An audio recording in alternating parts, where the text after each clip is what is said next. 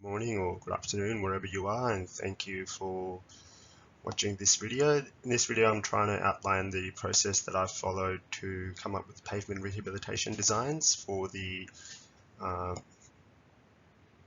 arterial in question. So moving on to the project. So project information. So there are two lanes, fast lane and slow lane, or outer lane and inner lane on westbound carriageway of the Deer Park bypass in Victoria. So it's in Victoria, so we need to be conforming to Vic Roads guidelines and specifications. So the westbound and eastbound lanes are separated, so it's a dual carriageway, 2 lanes in each carriageway. It's approximately 3.5 kilometers long, and each lane is 3.5 meters wide, and there's a 1 meter wide shoulder. And on the shoulder, it's currently 40 mil thick asphalt.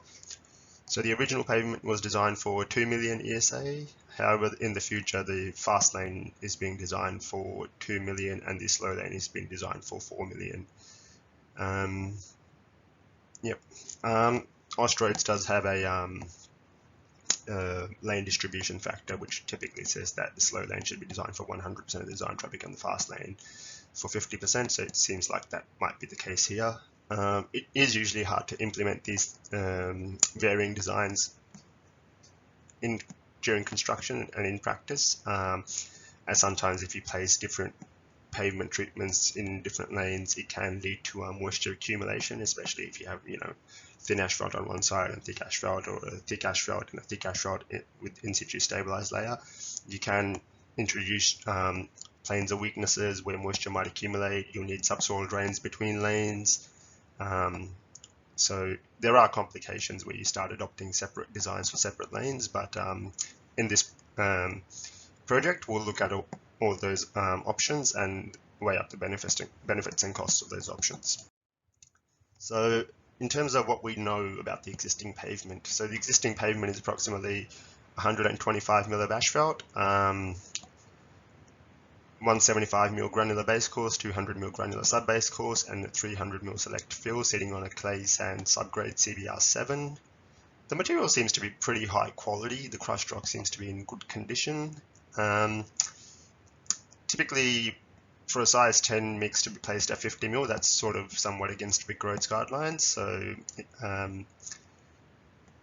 we can adopt the same treatment if it's been working, but typically these days for a size 10, the recommended placement thickness is between 30 to 40 mil or 25 to 40 mil, and generally 35 mil seems to be the preferred adopted solution. And 14 mil to be placed at 75 mil, that's also a bit higher than what's typically being adopted these days. It's usually a size 20 mil aggregate that's being placed at 75 mil thicknesses these days. So just something to consider moving forward, I guess. So the design objectives is to prepare 2 different rehabilitation strategies and compare the costs with an interest rate of 4%, I guess discounted for net present value. And what are the limitations? The limitations are that adjacent to Saltwater Creek Bridge, so maybe leading up to that, so maybe the nearest 100 or 400 meters or 300 meters, the levels are fixed, so we need to retain levels near Saltwater Creek Bridge, but anywhere else along the project, the pavement levels can be increased by up to 150 millimeters. I guess something to consider is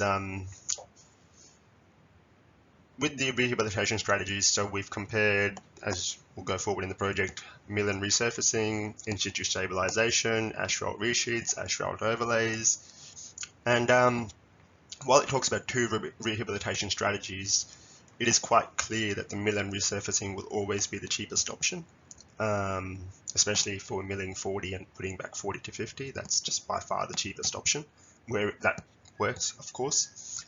But where it doesn't work, we have considered asphalt inlays, asphalt inlay with an in situ stabilized sub-base course, so a bound sub-base course, and an asphalt overlay. So where we need to go thicker with the asphalt, that's where we've compared the strategies. But where a mill and resurfacing works, only one strategy has been proposed. It's no other strategy needs to be considered in those instances.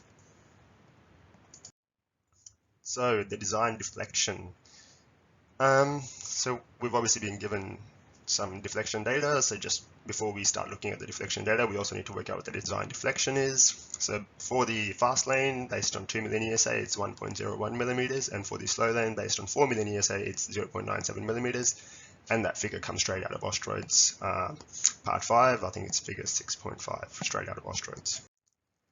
So lot formation. So we've got this data for the for the fast lane. So we're looking at the fast lane first. I should say most of the designs have actually been dictated by the slow lane for the project, but we'll look at the fast lane first, then look at the slow lane, and then we'll work out what the ultimate solution might be. So for the fast lane, the lot formation, it's generally been segregated into 7 lots. However, you could have just adopted one lot for lots 1 to 6 because the deflection is quite low, and but there are some differences when it comes to curvature and also the roughness index. So we have broken it up for now as much as possible, or as practical as possible. But if we were just looking at deflection data and nothing else, this could literally just be 2 lots. Lot 1 through to 6 could be lot 1, and then lot 7 could be lot 2. But in this case, we'll analyze them as 7 separate lots because curvature values and roughness indices are also dictating the lot formation. Moving on to working out the characteristic deflections and curvatures for each of the 7 lots that we previously presented. So what we can see is that the deflections and curvatures are quite low for lots 1 through to 6, as previously we saw on the chart. So generally the deflections are low, below 0.74, and the curvatures are generally below 0.21. The maximum curvatures, in some instances there are only 4 or 5 data points in a lot, so in those cases we've adopted the maximum curvature and the maximum deflection. Moving on, lots 5, 6, and 7, as we saw in the chart previously, lot 7 is the only lot where the deflections are quite high. The curvatures are also very high in that lot, and so are the max and characteristic curvatures. Yep. So, what is the acceptable curvature for this, fast lane? If we were to adopt a 40 mil place back 40 to 50 mil, something like that, what would be the curvature following milling that we could accept? So looking at the curvature chart, which comes straight out of Ostrode's figure 6.6, we can see that the acceptable curvature is 0.32 millimeters for a design traffic of 2 million ESA. So following milling and before we place the overlay, the curvature must be below 0.32 millimeters. If we are placing less than 40 mil. If we are going up to 50 mil, then the curvature should be less than 0.28 millimeters. So up to 40 mil, 0.32, up to 50 mil, 0.28, and it basically just slides with that chart. So the roughness, what is the roughness? Because I mean, looking at the curvatures, looking at the deflections, we know that maybe we don't need to do anything for lots 1 to 6, right? Because the curvatures are low, the deflections are low. Why are we doing anything to begin with, right? So what we can see is that the roughness is actually quite high for lots 1 through to 6. So we're not really rehabilitating lots 1 through to 6 for structural strength as much as we are doing it for improving rideability and driver comfort on the road, because the roughness index is quite high. So the measured IRI for the fast lane varied between 3.14 and 4.96.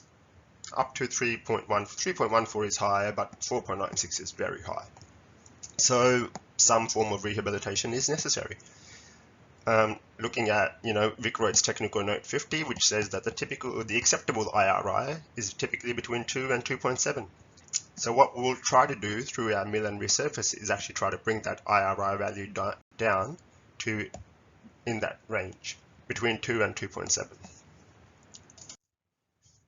So we've gone through the Ostrode's part 5, 2011 again, and we worked out that based on the charts provided, the amount of mill and overlay that we need is typically between 40 to 50 mil, and it typically works for chainage 0 to 1200 in the fast lane, chainage 1500 to 2800, and chainage 2800 to 3200. Chainage 1200 to 1500 needs thicker overlay than 50 mil, so we'll need to work out what that overlay is and making sure that we don't exceed the curvature requirement. But for the others, generally a 40 mil milling and 40 to 50 mil of overlaying will meet the roughness requirements for this project. So the design methodology, it's probably a bit hard to see, but this chart comes straight out of Ostrodes. So this has been followed. It's essentially just knot formation, deflection and curvature checks, roughness checks. If we need to do mill and resurfacing, work out characteristic curvature following milling and before overlay. That is acceptable. We put back in minimum overlays. Where we need to exceed overlay requirements, we then need to check curvature again to make sure we don't exceed curvature for the design traffic loading. And where we need to look at alternative options, we'll look at the existing pavement profile and how that can be modified for a future 20-year design. So just for the fast lane, and just focusing on the fast lane for now, we can see based on the roughness index that we had to do something. So based on that, we're doing something. So we're milling and resurfacing. And this chart, this table summarizes the mill depth, the characteristic curvature after milling, and how much overlay is acceptable or how much overlay we are intending on placing. So whilst 40 to 50 mil overlay is proposed, you can actually get away with only putting in 35 to 40 mil. So we don't really need to put back 45 to 50. We can just put back 35 to 40 in most cases, and it'll work. We'll meet the acceptable range for big roads, and because we will meet the acceptable range at 35 to 40, and we don't, exceed the characteristic curvature in most of these instances, except for chainage 1200 to 1500. Even for chainage 1200 to 1500, we can put back 75 mil of asphalt, and we're still well beneath the curvature, acceptable curvature at that point. So, yeah, seems like a mill resurfacing in the fast lane will work for up to chainage 3200. Yep. For chainage 3200 to 3500, though, however, we had very high deflections, very high curvature, and we also need to maintain existing levels because we're adjacent Saltwater Creek Bridge. So in that case, we can't go up, so there's no point looking at overlay charts and milling charts, whatever. We need to go down. We need to mill, excavate, either look at in-situ stabilization or either look at asphalt resheeting. So the first option we'll look at is asphalt resheeting.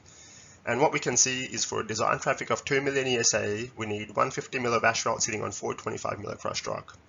Now, what we know is that our pavement was an existing 125 mil asphalt on 175 mil base course, 200 mil sub base course, and 300 mil select fill. So it's a very thick pavement that we are working with. We actually have almost close to 675 mil of crushed rock in some form. So if we only mill out 150, we're essentially just milling out, some of that existing asphalt and a bit of that base course. We're still left with so much more pavement there, so much more, right, for a subgrade CBR7. So what we can see is that following milling to 150, putting back a new asphalt pavement to 150, we still have way more than 425 mil of crushed rock. So we have, the base course, which is 150 mil still left over. We still have the 200 mil sub base course, and we still have 300 mil of that select fill. So there's plenty of pavement to work with here. So that option, the green lines show what thickness of asphalt and crushed rock we're proposing, and we have that. So we can provide that option. Now, before we look at the in-situ stabilization options, we need to understand that Vic Roads does require a minimum 175 mil thick asphalt over any cementitiously bound subbase. So that's for it to be conforming to Vic Roads guidelines. Because the proposed asphalt inlay is 150 mil, and Vic Roads requires 175 mil minimum asphalt for any bound subbase option, straight away we know that the bound subbase options will be way more expensive. Because why are we even bothering with cement stabilization if our pavement will work at 150 mil inlay, right? So why are we even going down that path? So we know that only a non-conforming option, only a non-conforming Vic Roads option cementitiously bound sub-base option might be cheaper, because a conforming option cannot be cheaper. But non-conforming options carry additional risk, whether the client will accept it, whether how much additional maintenance there will be, because we're introducing the risk of reflective cracking into the pavement, right? So this is a decision for the asset owner to make. We can provide them the option, but it is a non-conforming option for the bound sub-base to be cheaper than the asphalt inlay option in this instance, so something for the client to consider, I guess. So if we were to look at a bound sub-base option, at this stage we're only looking at conforming options, it'll be 175mm thick asphalt, which is the minimum required, with maybe 175 to 180 mil of, bound sub-base up to E2000 MPa. E5000 MPa, 175mm asphalt on 160mm. So there's not that big a difference between the bound sub-base thicknesses, and when we go from 2000 to 5000 MPa, and it's probably not worth the additional cost of going from 2000 to 5000 in most cases. So now that we've done the fast lane, we'll go to the slow lane. We formed 5 lots. Again, lots 1 through to 4 are all well below the characteristic deflection. And similar to the fast lane, we can definitely, if we were just looking at deflection, we wouldn't even bother splitting them up into 4 lots because they're so far below the design deflection. Similar to the fast lane, slow lane table presented with characteristic deflection, curvature. We've again adopted the max curvature in most instances because we have less than 5 to 10 data points, and Osterage recommends where the data points are few, we should just adopt the max curvature and the max deflection. There are some instances where the curvature is quite high, even when the deflection is quite low. We do a curvature check and we realize that the curvature should be somewhere around 0.27 for a design traffic of 4 million ESA. And what's the roughness? The roughness varies between 3.26 and 5.52, so it's actually even higher than the fast lane. The slow lane roughness is quite high, which means a mill and resurface is less likely to work, but it still might work in some instances, but it's less likely to work here. So as we go forward, we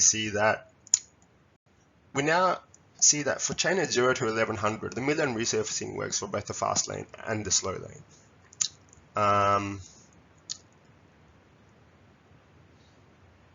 For chain edge 1500 to 2700, the mill and resurfacing is working for the fast lane and the slow lane. We still haven't checked the curvature following milling, but in terms of just purely looking at it from meeting the roughness index, it works. From 2700 to 3100, the mill and resurfacing is working for the fast lane and the slow lane. So there is definitely, some areas where the mill and resurfacing works across both lanes, but definitely from 3100 to 3500 and from 1100 to 1500, we need thicker overlays or some form of in situ rehabilitation. So when we look at it, we actually find that for mill and resurfacing to work from chain edge 0 to 1100, the characteristic curvature actually rises quite significantly following milling because we need to multiply the deflection by 15% and the curvature by 25% for every 25 mil milled, right? So because of that requirement, we actually start to increase the characteristic curvature quite a lot. And then we find out that the actual overlay thickness needs to be 140 to 150 mil. So even though for roughness purposes only 50 mil overlay was fine, for now structural strength to meet the curvature requirements, it actually is quite a lot thicker than that now.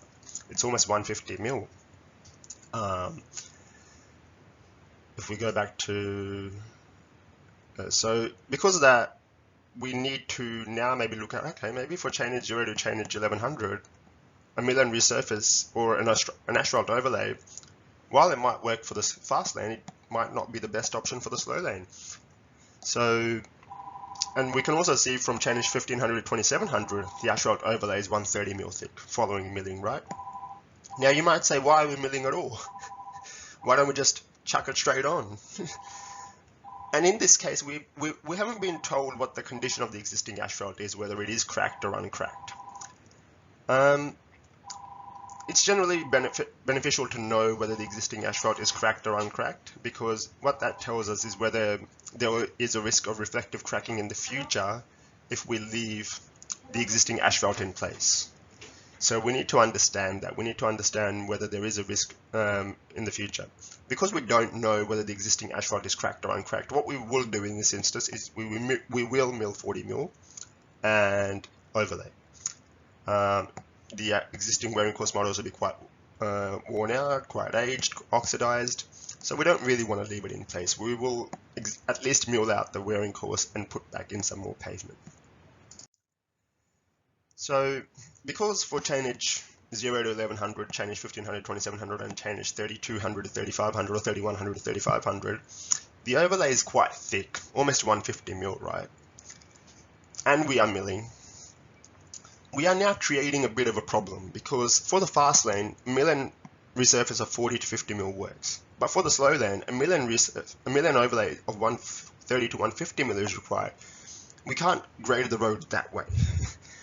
If it was the other way around, maybe we could, have a thicker fast lane, thinner slow lane, and put some regulation in and achieve that 3% crossfall.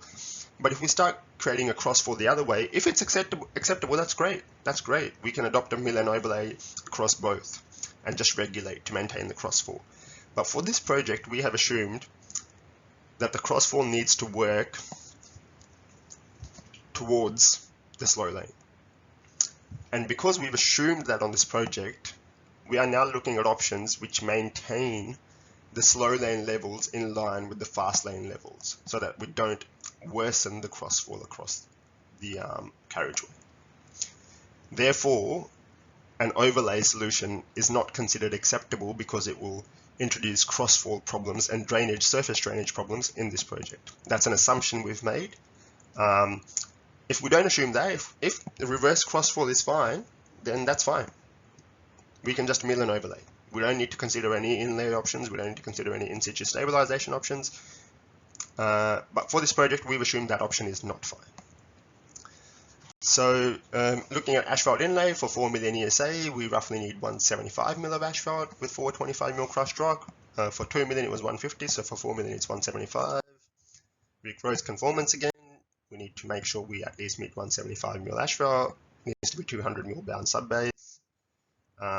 This now looks at the non-conforming option. We can see that if we do a non-conforming option for the E equals 5000 or the modulus of 5000 MPa, we can save up to maybe 75 mil of asphalt. We need to use maybe 70 to 80 mil more bound subbase, but we can save 75 mil of asphalt. So we'll consider that option. We'll cost it up, but it does introduce further risk into the project.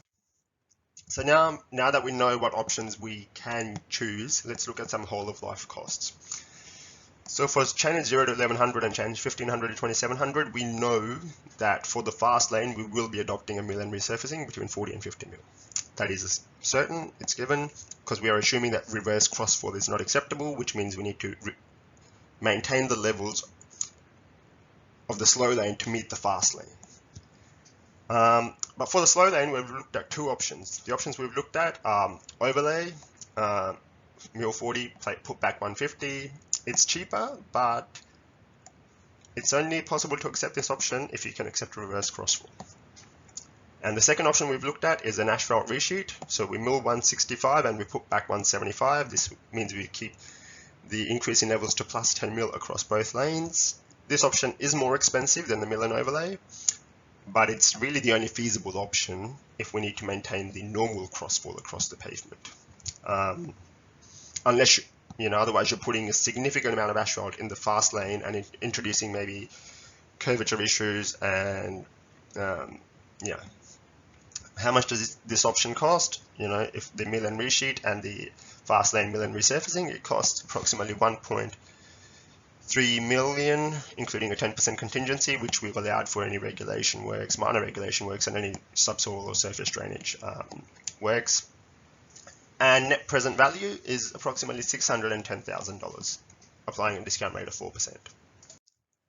So between 1100 and 1500 and 2700 to 3100, in this case, we are just doing milling and resurfacing because milling and resurfacing works just fine across both lanes, and the costs are quite low, as is expected because it is by far the cheapest option.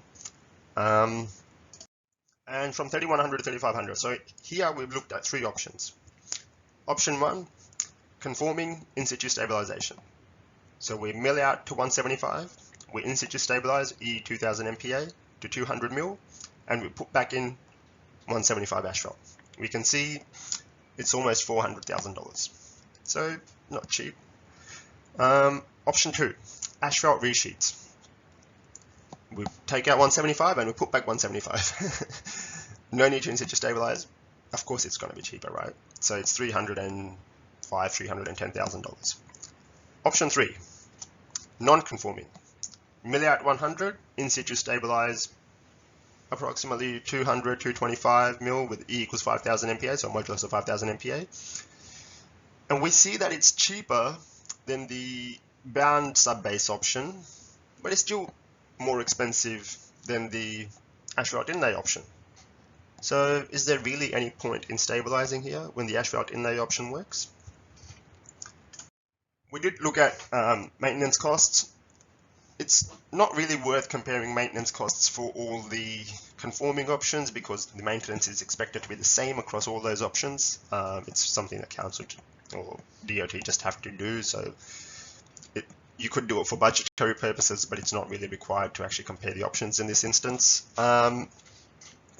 But it is worth considering maintenance costs for additional maintenance, which might be required for the non-conforming options, right? Because we're introducing the risk of reflective cracking. So in that case, we can see that the net present value of adopting a non-conforming option is $48.93 per lineal meter per lane width, including the shoulder. It's quite expensive. So if we do adopt a non-conforming option, we are introducing another cost, net present value cost of a non-conforming option. So when we include that cost into the non-conforming option, we find that the non-conforming option is still more expensive than the conforming asphalt option with a bound subbase. So the options have been ranked here: the typical mill and resurfacing, the excavation and inlaying, and the excavation, in situ stabilization, and asphalt on top, and then the mill out 100, in situ stabilize, put back 100, add on additional maintenance. So they've been ranked there, and we can see a quite clear order there. One thing to consider is that if you do mill out to 175 and in situ stabilize, you can design for a lot more than 20 years. So while we're only considering a 20-year design in this project, if council had extra money or DOT had extra money to throw around, you could mill out 175 and put back in a lot more. You could in situ stabilize to 200 and you could put back in 175, and then you might get another 30, 40 years out of the pavement. So something to consider for sure. But for a 20 years, it doesn't make sense. But if you are looking at a longer time horizon, then it does make sense to in situ stabilize. So what's the ultimate solution based on costs? This is what we're proposing. We can see that mill and resurfacing works in 1100 to 1500. It's from 3100 to 3500. A couple of options proposed, but we'll be proposing the 175 mil asphalt inlay. So the non-conforming in situ stabilization option is still more expensive. And just some notes now around drainage. We want to make sure that we maintain a crossbore. And where there are subsoil drains, we want to make sure we flush them out, clean them out, making sure they're functioning properly, and make sure the pavement is graded appropriately. And some points around joints. We need to make sure that we are now constructing joints, because the pavements will differ along the alignment, but also differ between lanes. So we need to make sure that we are overlapping the joints longitudinally in the transverse direction. The drainage is installed at all the joints, and we make sure that we are not putting joints in wheel paths. So the joints should be at the edge of the lane or the center of the lane, and we make sure that the joints are overlapping to prevent any weakness and moisture into the pavement.